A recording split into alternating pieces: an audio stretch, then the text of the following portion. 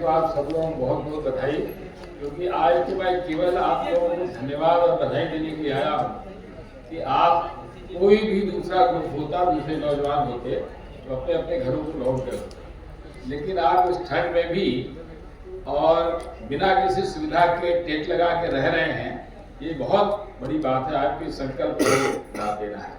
मैं इसीलिए मुझे तो आज लखनऊ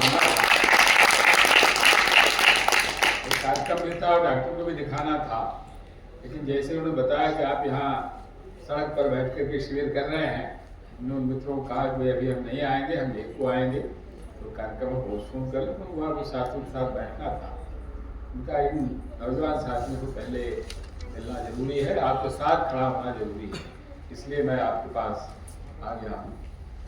लेकिन अब सत्यप्रकाश भाई पुराने साथी हैं, उनका आग्रह है कि आपसे कुछ बातचीत की जाए, तो दो तीन बातें केवल करेंगे, उसके बाद फिर आपके जो सवाल होंगे उस पर बातचीत करेंगे। पहली बात तो यह है, जिस समाज कर्म में आप लगे हैं, ये हजारों लाखों में एक आदमी करता है, बाकी सारे लोग अपने काम धंधे रोजी रोजगार में लगे रहते हैं। इसलिए मैं मानता हूं कि ये संत का काम है, सन्यासी का काम है, जो अपने स्वार्थ को छोड़ करके समाज के काम और दूसरे के हित के लिए जीने लग जाए, यही सन्यासी होना है। इसलिए आपने यह विचार किया, यह सोचा, आपके अवसर मिला, ईश्वर ने आपको उस तरह प्रेरित किया, यह हम सब लोगों का सौभाग्य है। तो सवाल यह है कि बहुत सारे लोग यहाँ भी हैं, बाहर भी हैं, जो आज नहीं आए हैं, आपके साथ जुड़े हुए हैं, लेकिन तमाम कारणों से कभी कभी विचलित भी हो जाते हैं। या जिस रास्ते का संकल्प लेते हैं उस पर आगे तक नहीं चल पाते, कम लोग चलते हैं। तमाम तरह के कारण होते हैं, स्वास्थ्य भी होता है, परिवार भी होता है, सामाजिक राजनीतिक दबाव भी होते हैं। मान लिया आपके ऊपर एक दबाव आया, तो आपके लिए पूरा अवसर था कि आप ना लौट करके चले जाते थे, फिर शिविर हो जाएगा, शिविर तो करना था, क्या खास बात है। कहीं हरियाणा में कर लेते, कहीं उत्तर प्रदेश में कर लेते, कहीं कर्नाटक में कर लेते, लेकिन नहीं। ये जो संकल्प है यही समाज को बनाता है, यही व्यक्ति को भी बनाता है। तो ये जो आप संकल्प के साथ यहाँ लगे हुए हैं, ये बहुत बड़ी बात है। ये पहला चरण है सामाजिक कर्म का, कि हम संकल्प के साथ जो भी परिस्थितियां हैं उसका मुकाबला करेंगे, डटेंगे। हम अपने सिद्धांतों से हम पीछे नहीं हटेंगे, अपने बात से पीछे नहीं। दूसरा सवाल है मित्रों, जो अभी पालेकर जी ने बहुत विस्तार से रखा, गांव की गरीबी का सवाल। इसमें कितने साथी हैं जो गांव से जुड़े हुए हैं? अच्छा, अधिकांश ज्यादातर लोग जुड़े। मैं बार बार कहता हूं, आज फिर दोहरा रहा हूं कि दुनिया में केवल एक ही काम है किसानी का, जो किसान एक दाने बो करके 1000 दाने पैदा करता है। बाकी दुनिया कोई भी धंधा ले लीजिए, सोना चांदी लोहा कपड़ा जो भी है, जितना आप डालते हो उससे कम पैदा होता है। रुई भी जितना डालेंगे, जितना सूत बनाएंगे, जितना कपास डालेंगे, उससे कम पैदा होता है। सोने जैसी चीज भी जितना आप डालते हो उससे कम होता है। लोहे जैसी इतनी कठोर चीज भी जितना डालते हो उससे कम होता है। लेकिन आप देखेंगे कि सारे व्यापार सब फायदे में, जो ज्यादा डाल करके कम पैदा करते वो फायदे में है, और जो एक दाने बो करके 1000 दाने पैदा करता वो घाटे में, वो गरीबी में, कर्ज में है। इस रहस्य को समझने के इसके दो बड़े रहस्य। एक तो जो भाई जी ने कहा कि किसान,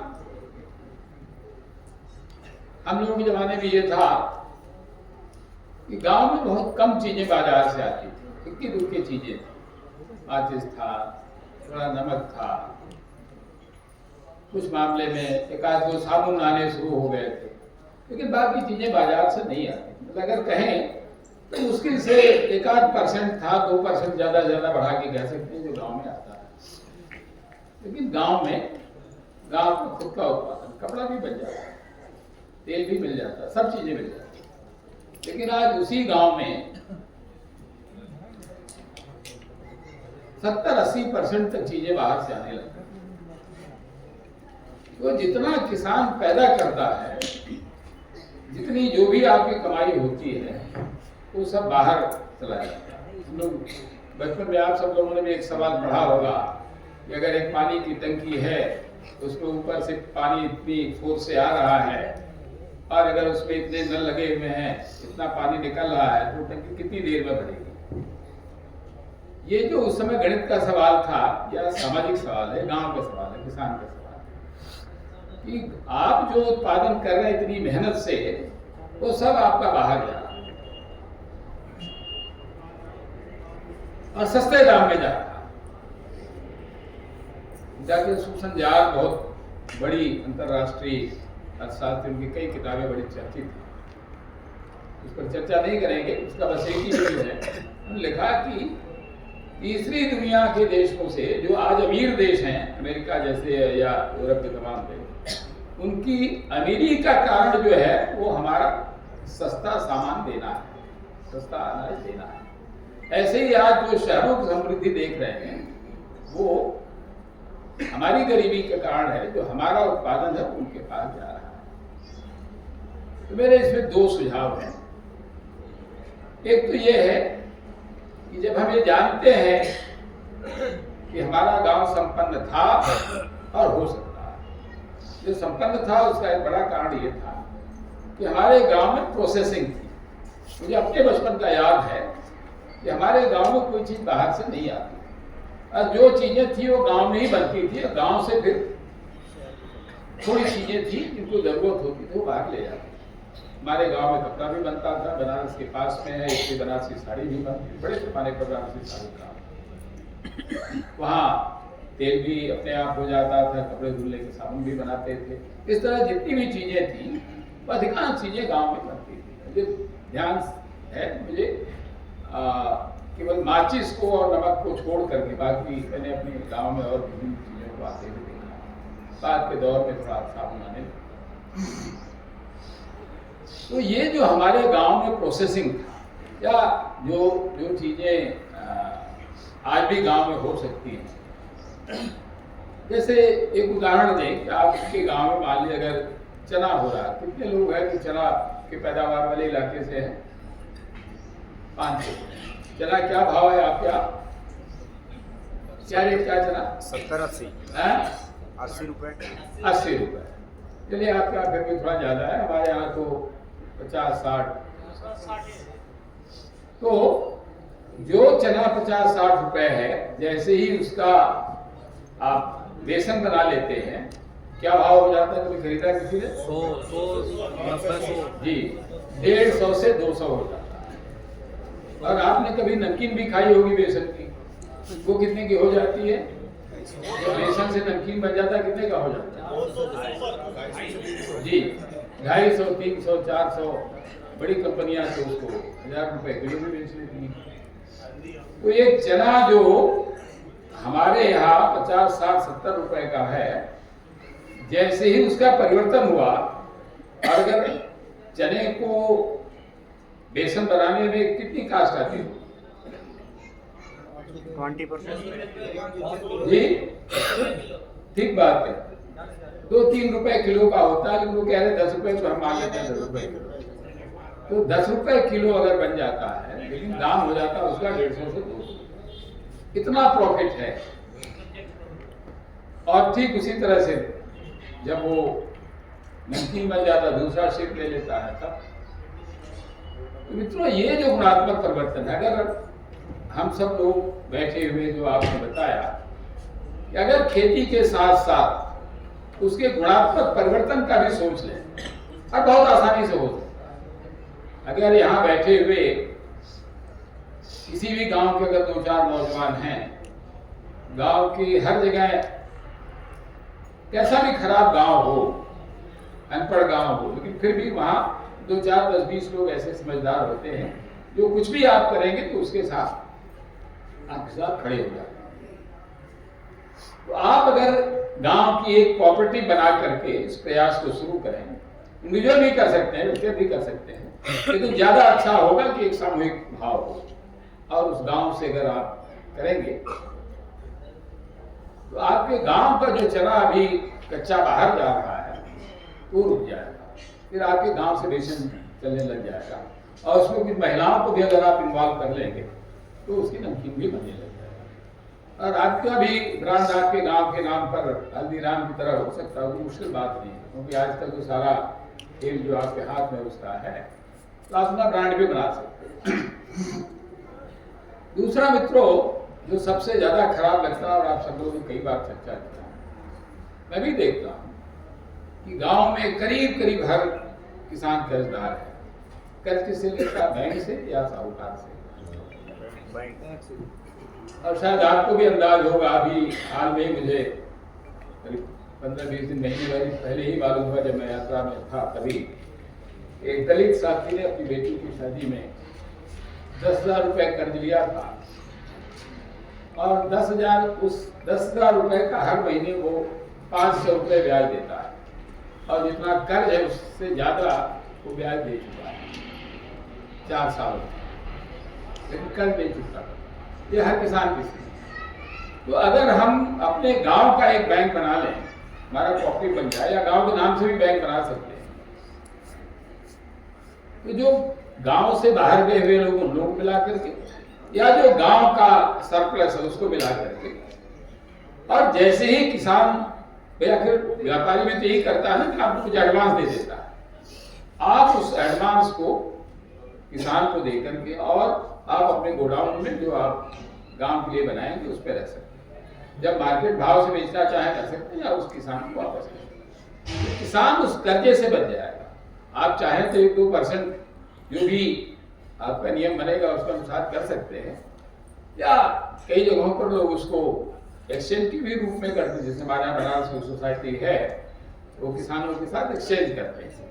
जब किसान को जरूरत होती है तो वो पैसा दे देते हैं, बीज दे देते हैं, जब उसकी फसल होती है तो उतना अनाज उनको जो बीज में उनको दिया था उतना वापस करते हैं, या जो किसान पैसा ले गया था अपनी खेती के लिए उतना पैसा वापस हो जाता है।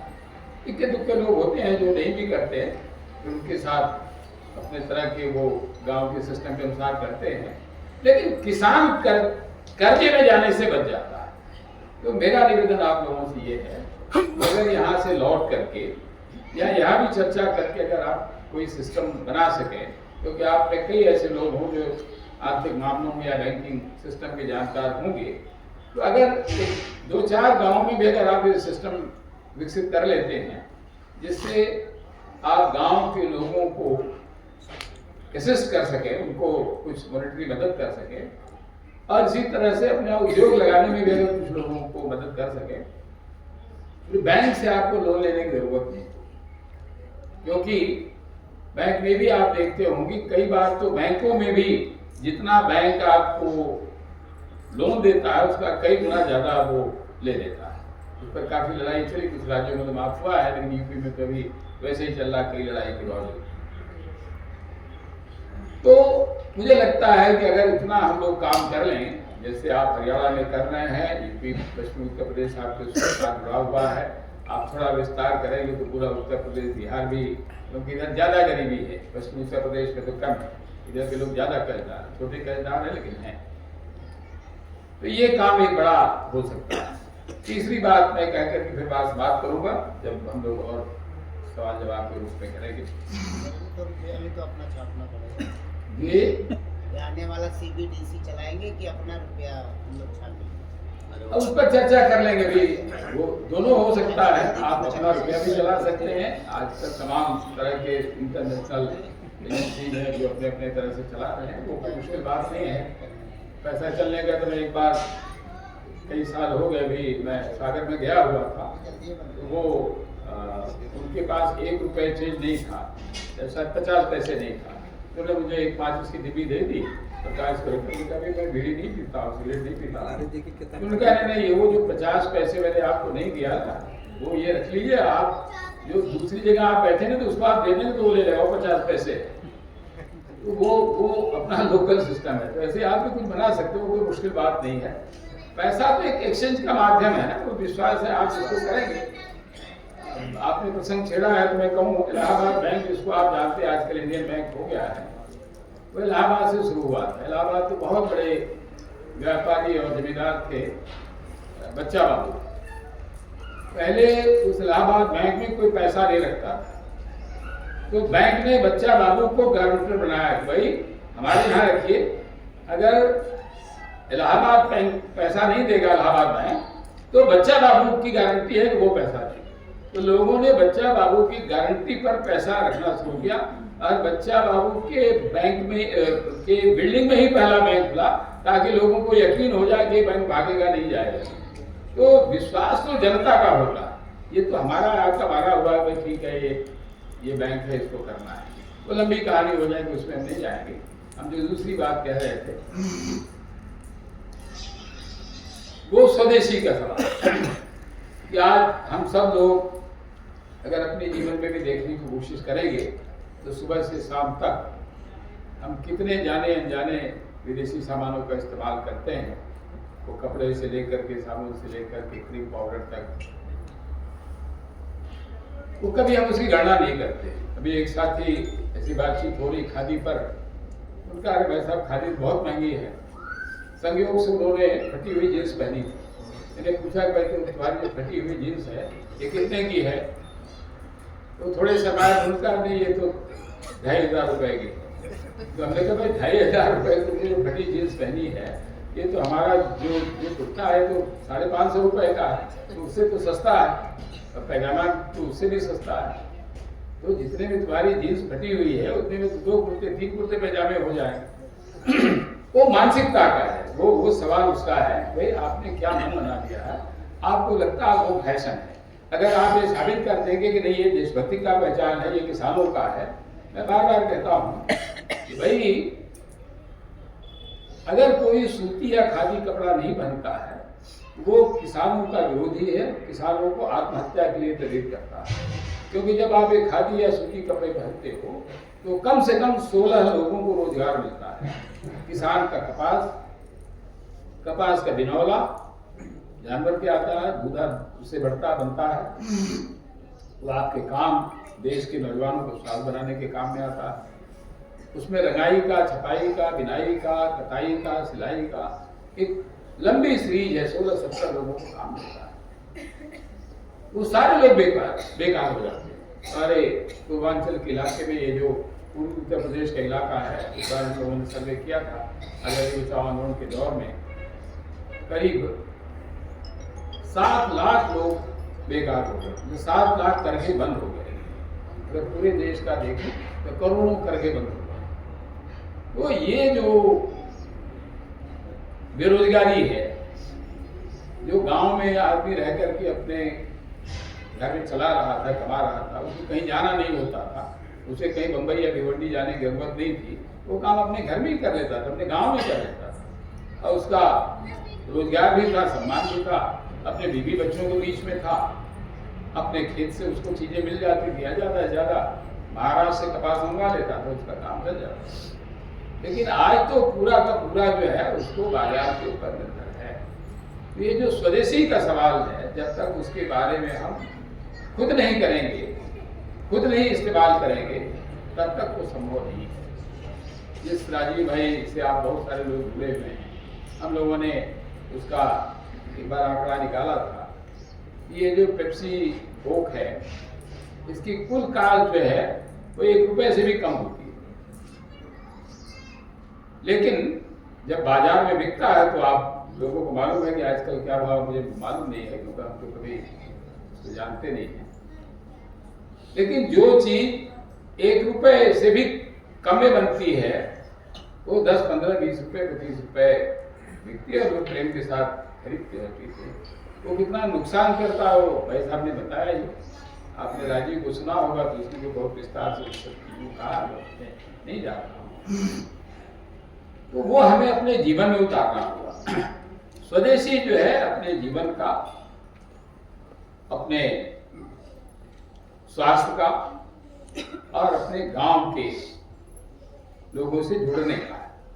वो जितना जुड़ते जाएंगे उतना ज़्यादा लोगों का जुड़ाव भी बनेगा और उतना ज़्यादा स्वदेशी का बढ़ाव भी होगा। जो दूसरा स्वदेशी से जुड़ा हुआ सवाल है वो शिक्षा का सवाल है। या जितने भी यूपी में बहुत हुआ है, हरियाणा पंजाब का भी है और महाराष्ट्र का भी है, कि जितने सरकारी स्कूल थे जिसमें गांव के गरीब बच्चे जाते थे पढ़ने के लिए, वो स्कूल धीरे धीरे बंद हो रहे हैं, वो कंपनियों में जा रहे हैं। और जो जिसको आजकल पब्लिक सेक्टर कहते हैं, जिसको पब्लिक स्कूल कहते हैं, उसकी संख्या बढ़ रही है, तेजी से बढ़ रही है।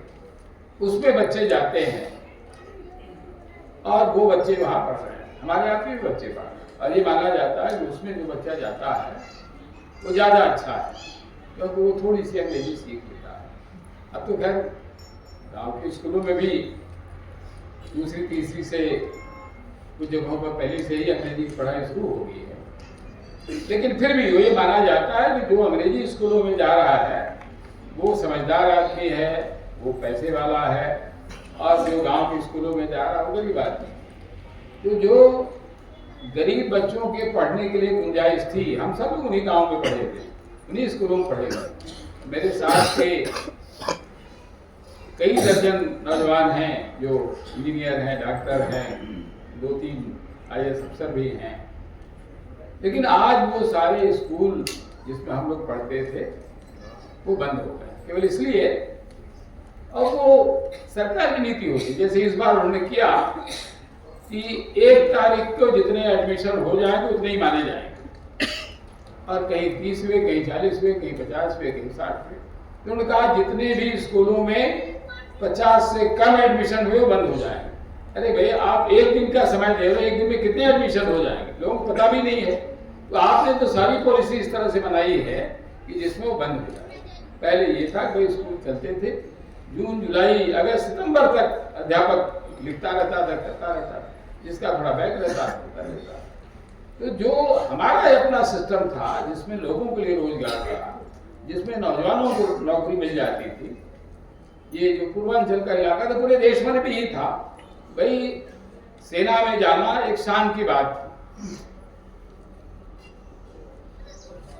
हमारे जैसे तमाम नौजवान बचपन में जैसे ही समझदार होते दौड़ लगाना शुरू कर देते थे, फिर हमको सेना में जाना है। सेना माने एक वीरता और देश की रक्षा का, देशभक्ति का प्रतीक। लेकिन आज उस सेना में भी जाने के लिए कोई लड़का दौड़ नहीं लगा रहा। क्यों अग्निवीर में जाएगा वो? जिस तरह की चीजें हो रही हैं, तो ये पूरे तौर से देश के नौजवानों को डिमोरलाइज करने का, देश को कमजोर करने का और देश के किसानों को नाकारा साबित करने की कोशिश हो रही है। अगर इस स्थिति को हम लोग नहीं बदल पाएंगे, ये पूरा देश अभी जहां पर है उससे और नीचे जाएगा। इसलिए आप सब लोग बहुत शिद्दत के साथ लगे हुए हैं, संकल्प के साथ लगे हुए हैं। इसलिए मैं इतना ही निवेदन करना चाहता हूँ मित्रों, जो आपका संकल्प है, जो आपका प्रयास है, जो आप हरियाणा में कर रहे हैं, वो कैसे नौजवानों को और किसानों को एक साथ बैठा करके और गांव में जितना ज़्यादा आप उनकी समस्याओं को हल करने का प्रयास करेंगे, उतना ज़्यादा हमारा काम आसान हो जाएगा। एक और बात कह दूं, जैसे कई बार लोग कहते हैं भाई लोग आते नहीं हैं। यार, आपने तो काफ़ी काम किया है, आपके साथ काफ़ी जुड़े हैं, लेकिन जो पूरे देश भर में 73 अमेंडमेंट है पंचायतों का, उसमें जाने अनजाने में काफ़ी आपको अधिकार मिल गया है, गाँव को मिल गया है, जिसमें कुछ काम कर सकते हैं, जिसमें उद्योग लगाने का भी है, एजुकेशन शिक्षा का भी है। और सबसे बड़ा सवाल उसमें आपके लिए जो गुंजाइश है वो काम करने की, वो है राजनीतिक तौर पर, कि उसमें हर गांव में करीब 7 से 15 सदस्य जो वार्ड मेंबर कहलाते हैं वो चुनने का अधिकार है गाँव। लेकिन आमतौर पर जो सरपंच होता है, जो प्रधान होता है, जो मुखिया होता है, वो उनको चुन करके किसी का नाम लिख लेता है, कई बार तो जो चुना गया उसको पता भी नहीं होता कि मैं उस सदस्य हूँ कि नहीं। अगर आप में से और आपके गांव के नौजवान अगर उनको आप वैचारिक रूप से अपने साथ जोड़ लेते हैं, उनको अगर आप उसमें वार्ड मेंबर बना देते हैं, तो करीब करीब देश भर में लगभग 28-30 लाख नौजवान उस काम में जुड़ सकता है, जो सीधे तौर पर राजनीतिक हस्तक्षेप और पूरी राजनीति को भी बदलने का काम कर सकता है। क्योंकि जो भी राजनीतिक दल हैं, बिना गांव की मदद के या बिना गांव वोट के या बिना गांव के लोगों के बूथ मैनेजमेंट के वो जीत नहीं सकते। अगर बूथ मैनेजमेंट का काम अगर हर गांव में आपके साथ 8, 10, 15 नौजवान जुड़ गए तो बहुत बड़ा काम हो जाएगा। इसलिए जब कभी भी समय मिले तो इस पर हम लोग थोड़ा विस्तार से भी बात कर सकते हैं, लेकिन इस काम को करने लायक है क्योंकि राजनीति, क्योंकि हम जाने अनजाने जो हमारा जीवन है, जैसे अभी कोई साथी कह रहे थे कि इनके गांव में गन्ना होता, गन्ने की पत्ती जो है समस्या बनी हुई है। कई जगहों पर ऐसे ही ये जो गोरखपुर का इलाका है उसमें केला बहुत होता है और केले का तना वहाँ समस्या बना हुआ है। तो भाई केले के तने से अगर चाइना कपड़ा बना सकता है तो आप भी बना सकते हो, उससे रस्सी बना सकते हो।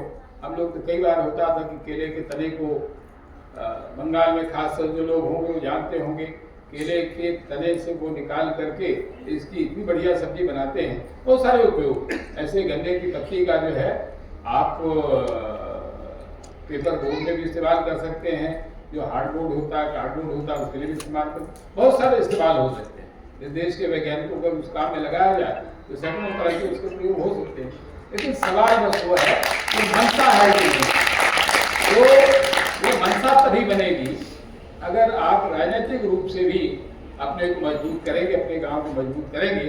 क्योंकि आज की जो राजनीति है, जो राजनेता है, जो राजनीतिक दल है, वो इस बात से ही केवल प्रभावित होते हैं कि इस गांव में हमारा वोट प्रभावित होगा कि नहीं, कितने वोट प्रभावित कर सकते हैं। तो जवाने में पश्चिमी उत्तर प्रदेश में और ये जो मूवी हरियाणा था उसमें महेंद्र सिंह टिकैत का बहुत प्रभाव था। तो केवल सारे राजनीतिक दल और प्रशासन इसलिए डरता था कि उनके साथ लोग हैं और कहीं भी बढ़ जाएंगे, तो सरकारें भी उनकी बात को मान लेती थी। तो अगर हमारे पास ताकत है और वो ताकत गांव की है और वो अगर नौजवानों की ताकत आप जोड़ लेते हैं तो एक बड़ी राजनीतिक ताकत हो जाएगी और आप बड़े से बड़े राजनीतिक दल को झुका सकते हैं, अपनी बात मनवा सकते हैं। क्योंकि तब आपके पास आर्थिक ताकत भी हो जाएगी, नौजवानों की ताकत है, ये दोनों ताकत मिल करके और एक नए तरह के भारत के निर्माण के काम में हम लोग लग सकते हैं। धन्यवाद, इन्होंने हमारे को अपना अनुभव शेयर किया।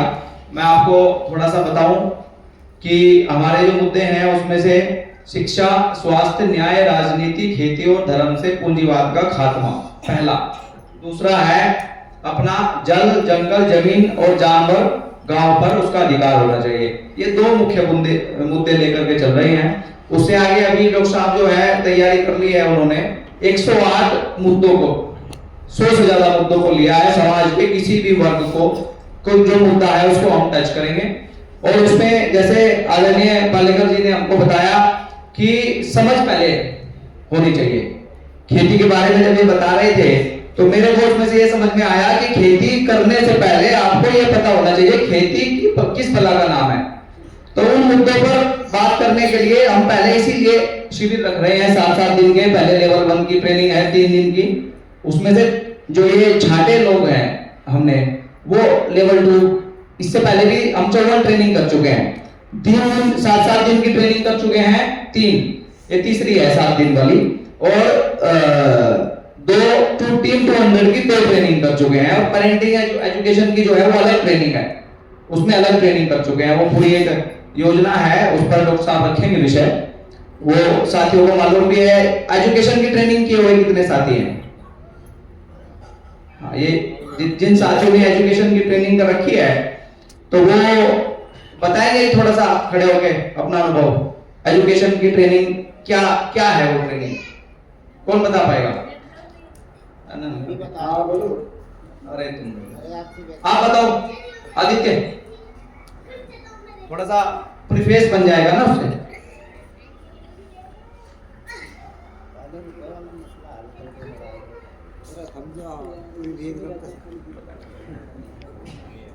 हमने एक वर्ष पूर्व में एजुकेशन ट्रेनिंग की थी बलारा जी की। तो एजुकेशन ट्रेनिंग में क्या है कि आज की जो शिक्षा व्यवस्था है उसमें बच्चों को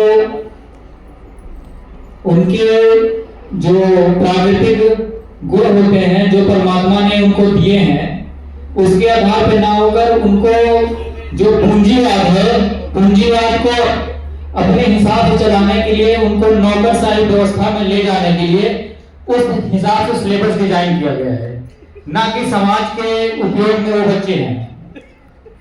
जी धन्यवाद। और बताइए। बलारा जी, डॉक्टर देवेंद्र बलारा जी जो है भारत के ऐसे पहले व्यक्ति हैं जो ये बता देते हैं, उन्होंने इस पे काम किया है, जो डॉक्टर हार्वर्ड गार्डनर की थ्योरी है मल्टीपल इंटेलिजेंस की, उस पर प्रैक्टिकली काम करने वाले भारत में वो ऐसे पहले व्यक्ति हैं जो 3 साल का जब बच्चा हो जाता है, उससे बड़ा कोई भी चाहे 100 साल का हो, मतलब 3 साल मिनिमम है, उससे पहले नहीं, क्योंकि उसकी जो न्यूरॉन्स हैं, ब्रेन के डेवलपमेंट हैं और जो फिंगरप्रिंट डेवलप होते हैं वो 3 साल में पूरे हो जाते हैं। 3 साल में वो बता देते हैं कि ये बच्चा किस काम के लिए परमात्मा ने क्या टैलेंट दे करके भेजा, क्योंकि हमारी संस्कृति में विवेकानंद ने कहा है कि each soul is potentially divine, तो वो उन्होंने सिद्ध किया है।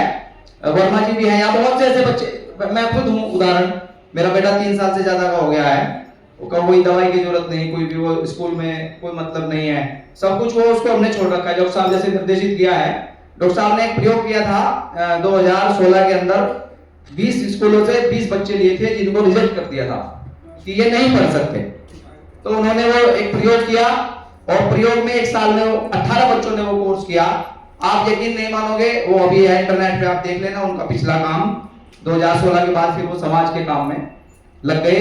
100 में से 100 स्कोर किया था 18 बच्चों ने, किस कौन से सब्जेक्ट में, फिजिक्स, केमिस्ट्री और मैथ में, जो जिसको ये कहा जाता था कि ये नहीं पढ़ सकता। फिर उन्होंने कहा था कि भाई मेरे पास ऐसी तकनीक है कि मैं देश को दे सकता हूं इसको फ्री में, सबके 100 में से 100 आ जाएंगे, इसका क्या करोगे क्या, कि भाई एजुकेशन सिस्टम ये नहीं चलेगा। तो एक ऐसा एजुकेशन सिस्टम पर जनता सरकार मोर्चा काम कर रहा है जो 100% रोजगार देगा, एम्प्लॉयमेंट बेस्ड एजुकेशन सिस्टम, इसके लिए लेके जाएगा। तो मैं एक बार जोरदार तालियों के साथ हमारे भाई का स्वागत करेंगे।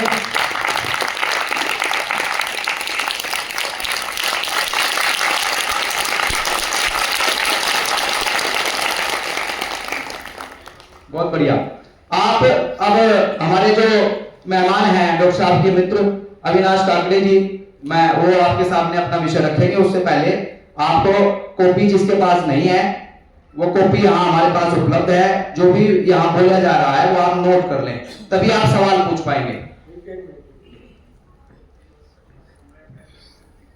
जैसे बल्लारा जी से चर्चा हुई, उन्होंने 3 मुद्दे बताए थे।